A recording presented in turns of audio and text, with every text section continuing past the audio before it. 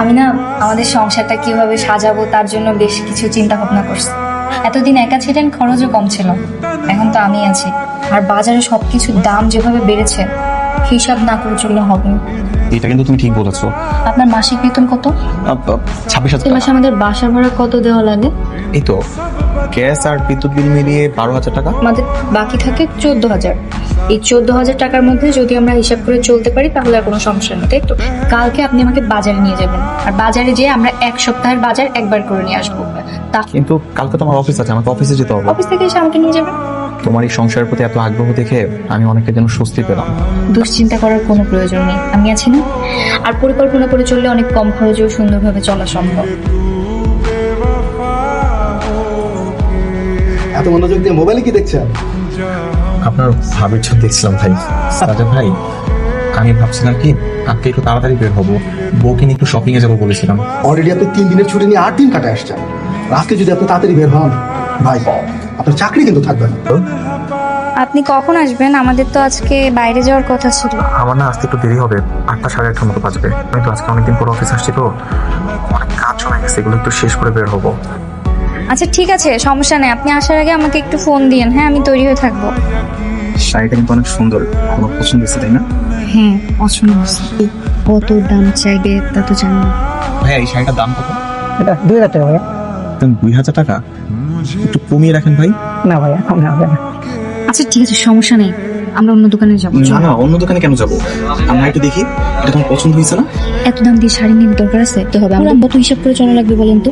তোমার একটা জিনিস পছন্দ হয়েছে, সেটা আমরা নিবো না? আরে আমাদের যা সামর্থ্য সেই অনুযায়ী আমাদের খরচ করতে হবে। ভাই, আমাকে 500-600 টাকার মধ্যে কিছু শাড়ি দেখান তো। তোমার কি এটা সত্যিই পছন্দ হয়েছে? হ্যাঁ, 700 টাকা এত সুন্দর শাড়ি পাওয়া যায় না তো। ভাই, আপনি আমাকে এই শাড়িটা দেন। কি সমস্যা? বারবার পিছিয়ে তাকাচ্ছেন কেন? আমার না অনেক আফসোস হচ্ছে জানো, তোমার পছন্দের শাড়িটা আমি তোমাকে কিনে দিতে পারলাম না। এত আফসোস করার কি আছে? আপনি রাস্তাঘাটে দেখেন না আমাদের থেকে কত অসহায় মানুষ আছে, তার তুলনায় তো আমরা অনেক ভালো আছি। আপনি তুমি সবসময় কি করে এত সহজে সবকিছু ম্যানেজ করে ফেলে বলো তো? আমি প্রতিবারই তোমার প্রেমে পড়ে যাই। ধন্যবাদ। এখন চলেন, আমাদের অনেক কিছু কেনাকাটা করা বাকি। মাংস কিনতে হবে, সবজি কিনতে হবে, তরকারি কিনতে হবে। এই রেহানা, গরুর মাংসের দোকান তো ওইদিকে, আমরা এদিকে কেন যাচ্ছি? গরুর মাংসের কেজি কত করে জানেন? 750 টাকা। তার মানে 2 কেজির দাম 1500 টাকা। যদি 500 টাকার মুরগিও কিনি তাহলে পুরো মাস ভালোভাবে চলতে পারবো। আর এই যে তাই বলে কি গরু আর মুরগি এক হয়ে গেল? আর আমি আপনাকে এত মজা করে রান্না করে দেবো, আপনি মুরগি খাচ্ছেন না গরু খাচ্ছেন আপনি বুঝতেই পারবেন না। আজ আমাদের বাজারে মোট খরচ হয়েছে 2000 টাকা। আশা করি এই বাজার দিয়ে এক সপ্তাহ চলে যাবে। আমাদের এক মাসে 8,000 টাকার বাজার করে হয়ে যাবে। বাজার খরচ তাহলে 8,000 টাকা, আর বাসা ভাড়া 12,000, পুরো 6,000 টাকা হাতে এক্সট্রা থাকে। এভাবে চললে তো আমাদের আর কোনো সমস্যাই থাকবে না।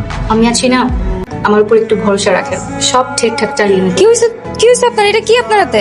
রাস্তা পার হওয়ার সময় একটা গাড়ির সাথে ধাক্কা লেগে গেছে। একটু সাবধানে চলাফেরা করবেন না। আজকে যেন ডক্টর দেখাইলাম, তার মধ্যে তুই আবার স্ট্রেচার কিনলি, তো টোটাল কত টাকা খরচ হয়েছে? এই 4,000 টাকা। আচ্ছা, আমি আগামী মাসে স্যালারি পাইলে তোর টাকাটা দিয়ে দিব, আর আমি যদি ভুলাও যাই তোর ভাবি মনে রাখবে। বেশি কষ্ট হচ্ছে আপনার? ব্যথা লাগতেছে? যতটা না কষ্ট হইতেছে তার থেকে বেশি টেনশন হইতেছে। এই যে আজকে এতগুলা টাকা খরচ হয়ে গেলো, এটা নিয়ে টেনশন করতেছেন না? এই খরচটা তো আমাদের হিসেবের বাইরের হইলো। পরপর 2 মাস ধরে আমরা মুরগি খাবো না, মাছ খাওয়া কমাই দিব, সবজি খাবো।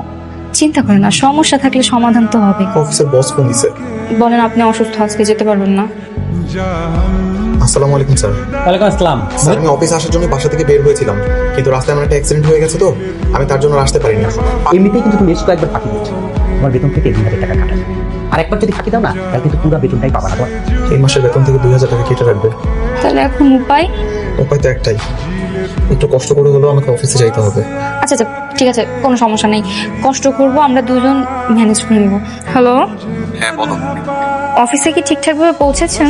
হ্যাঁ, মাছ শেষ পৌঁছে। আমি একটু বাজারে যাচ্ছি। হ্যাঁ ঠিক আছে, সাবধানে যেও। ওকে, আল্লাহ হাফেজ। বিষয় হচ্ছে কি, আব্বু তো সিদ্ধান্ত নিয়েছে সামনের মাস থেকে বাসা ভাড়া 1,000 করে বাড়াবে। সবকিছু যেই দাম চারিদিকে, আপনি কি মইদু ভাই আসলে আব্বুর সাথে দেখা করতে বলেন? ঠিক আছে। হুট করে বাড়ি ভাড়া বাড়িয়ে দিল। কি করবে, সবকিছুরই তো দাম বেড়েছে, এই জন্য হয়তো ভাড়া বাড়াচ্ছে। সবকিছুর দাম বাড়ছে ঠিক আছে, আমার তো বেতন বাড়ে নাই। মামা কালকে আসবেন বললো। সত্যি মামা আসবে?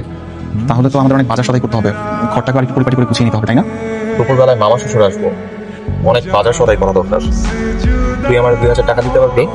আসার সময় একটু শসা টমেটো নিয়ে আসেন তো, সালাদ করব। আচ্ছা আচ্ছা, এলে অনেক 2,000 টাকা আছে। তাহলে এক কাম কর, বাজারে যা, আমি তো বাড়িতে ঘুমাই। এই এরকম বাসায় থাকিস কিভাবে? দম বন্ধ হয়ে যায় না? আমরা দুজন মানুষ না, দুজনের জন্য এই বাসা ঠিক আছে তো? এসব কথা বলে নিজেকে সান্ত্বনা রাখা যায় বল? তোর মাকে আমি কতবার বলেছি যে আমার পছন্দের ছেলের সাথে বিয়ে দিতে, থেকে একটা ভালো ছেলের সাথে তোর বিয়ে হতো, তাহলে এতদিন তুই রাজরানীর মতো থাকতে পারতি। আচ্ছা, এখানে 5,000 টাকা আছে, এটা রাখ। না না মামা, টাকা লাগবে না। লজ্জা পাইস না, গরিবদেরকে লজ্জা মানায় না। টাকা লাগবে না মামা, আপনি আমাদের জন্য দোয়া করবেন তাতেই হবে। নিবি না তাহলে? ঠিক আছে, কি করার আছে? আসলে মার শরীরটা কদিন ধরে ভালো যাচ্ছে না তো, গ্রাম থেকে কাকার সাথে আসছে। তিনি কোনো সমস্যা তো হয় না রে বাজান। ঢাকা শহরে তো অনেক বড় বড় ডাক্তার আছে। ডাক্তার আমি যদি এখানে ডাক্তার দেখাইতে পারতাম। দেখাবো মা, আমি নিজে আপনাকে ডাক্তারের কাছে নিয়ে যাবো। আচ্ছা, মার চিকিৎসার জন্য তো এখন টাকা পয়সা দরকার, আর আপনার যে বেতন এ দিয়ে তো চিকিৎসা করা সম্ভব না। আজকে বেতন পেলাম, সেখানে 2,000 টাকা কেটে রাখলো। এদিকে মিজান আমার কাছে এতগুলো টাকা পাবে, কিভাবে কি করবো কিছুই বুঝতে পারছি না। আমার মা তো বিয়ের সময় এই চেনটা আমাকে দিয়েছিল, এখন তো এটা কোনো কাজ নেই। এটা বিক্রি করে দিলে অনেকগুলো টাকা পাওয়া যাবে না? না না না, এটা সম্ভব না। আরে কেন সম্ভব না? দরকারে যদি কাজে না আসলো তাহলে এটা থেকে লাভ কি? আপনি এটা নেন তো, এটা নিয়ে কালকে যেয়ে বিক্রি করে আনবেন, আর সেই টাকাগুলো আমাকে দিবেন, আমি মাকে নিয়ে ডাক্তারের কাছে যাবো। আমরা এখন কি করতে পারি? সাবধানে থাকতে হবে তো, স্বাস্থ্যসম্মত খাবারের পাশাপাশি বেশি বেশি ফলমূল খেতে হবে। আমরা হইতেছি গরিব মানুষ, এত কিছু আমরা কেমনে খামো কোন? লোক তো গরিব ধনী বোঝে না, লোক তো সবারই হয়। আচ্ছা, আপনি আমাদের লিখে দেন কি কি করতে হবে, আমরা যথাযথ মেনে চলার চেষ্টা করব। তোমাদের জন্য একটা গুড নিউজ আছে। এখন থেকে আমাকে রোজ একটু দেরি করে ফিরতে হবে। আমার অফিসের টাইম শেষ হয়ে গেলে আমাকে এক্সট্রা করে আরো 5 ঘন্টা কাজ করতে হবে। এর জন্য আমি এক্সট্রা টাকাও পাবো। পারবেন? কষ্ট হয়ে যাবে না? কি করবো বলো, ভালো থাকার জন্য তো একটু কষ্ট আমাকে করতেই হবে, তাই না মা? আসসালামু আলাইকুম মামা, কেমন আছেন? কেমন আর থাকবো? কেন মামা, কি হয়েছে? তোর স্বামী যেন কি চাকরি করে বলছিস? একটা কোম্পানিতে। কিসের কোম্পানি? তোর স্বামী অকারি করে। আপনার কোথাও ভুল হচ্ছে, আপনি তো অন্য কাউকে দেখছেন। ও তো এখন অফিসে আছে। হ্যালো, হ্যাঁ, কোথায় আপনি? আমি তো অফিসে কাজ করতেছি। অফিসে? এত মানুষের চিৎকার, তার মানে মামা সত্যি কথা বলেছে। মামা কি বলছে তোমাকে? সেটা বাসায় আসলেই বলবো। আপনার হকারি শেষ হলে চলে আসেন। আপনি এতদিন ধরে আমাকে কত মিথ্যা কথা বলছেন, আমি শুধু সেটাই ভাবছি। আমি সকালবেলায় বাসা থেকে বের হই অফিসের জন্য, আর তারপর বিকালবেলায় বাসায় ফিরে আসি। এটা সত্যি, কিন্তু এটা জানা আমাদের সংসারে কত অভাব আর কতটা টানাপোড়েন চলে। ভেবেছিলাম হয়তো এক্সট্রা 5 ঘন্টা কাজ করলে যে টাকাটা ইনকাম হবে, সেটা দিয়ে আমাদের বাড়ি ভাড়ার খরচা উঠে আসবে। আমাদের এত খারাপ সময় চলে আসছে যে সংসার চালানোর জন্য আপনাকে ফুটপাতে দাঁড়িয়ে হকারি করা লাগবে। আমি না বুঝে আপনার সাথে কত রাগারাগি করলাম, আমাকে আপনি মাফ করে দিন। তুমি আমার পাশে আছো বলে এখন আমি মেরুদণ্ড সোজা করে দাঁড়াইতে পারতেছি, তা না হলে তো কবে নিঃস্ব হয়ে যেতাম আমি। ভেবেছিলাম এই টাকা দিয়ে সুন্দরভাবে সংসারটা চালাইতে পারবো, কিন্তু এখন বুঝতে পারি এত কম টাকা দিয়ে সংসার চালানো সম্ভব না। আমি একটা কথা কই, আগামীকাল আমি গ্রামের বাড়ি চলে যেতে চাই। কি কর মা? কেন আপনি গ্রামে যাবেন কেন? আমার তো ডাক্তার দেখানো শেষ হয়ে গেছে। বাজান, তুই আমার যাওয়ানোর ব্যবস্থা কর। তাইলে আমিও আপনার সাথে গ্রামে চলে তুলা আমার সাথে যাইবা মানে? নিজের হাতে কি সুন্দর করে সংসারটারে সাজাইছো, এই সংসার ফলায় তুমি আমার সাথে গ্রামে চলে যাবা? এত খরচ তো বহন করা সম্ভব না।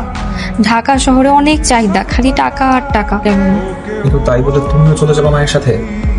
সারাক্ষণ দুশ্চিন্তায় ভোগার চেয়ে গ্রামে যেয়ে থাকা অনেক ভালো। বৌমা, তুমি সত্যি সত্যি আমার সাথে যাবা? হ্যাঁ মা। সাবধানে দেখে রাখেন। হ্যাঁ, আমি আপনাকে অনেক মিস করব। আপনি মন খারাপ করেন না, আমার কথা মনে পড়লে আমাকে দেখতে চলে আসেন।